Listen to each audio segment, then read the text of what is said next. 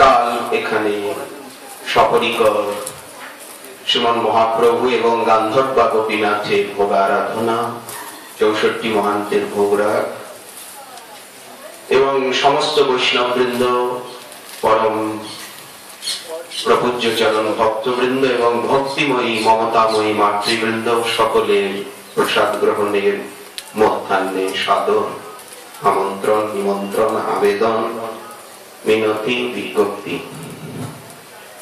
এই অনুষ্ঠানকে যিনি সজীব প্রাণবন্ত করলেন শ্রী রাধাকুণ্ড মন্ডলাধ্যক্ষ প্রভু শ্রী রঘুনাথ দাস গোস্বামী পাদ পীঠাধীষ্ঠাতা,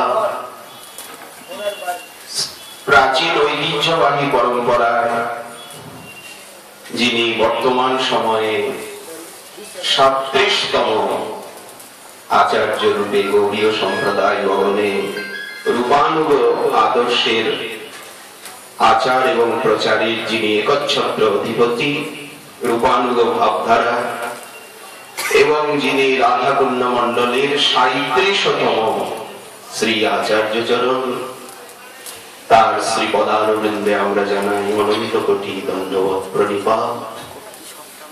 তিনি আমাদের মধ্যে উপস্থিত হয়ে আমাদের এই উৎসবকে সজীব এবং প্রাণবন্ত করেছেন। এখন কিছু মহাজনী গীতি গাইছেন শ্রী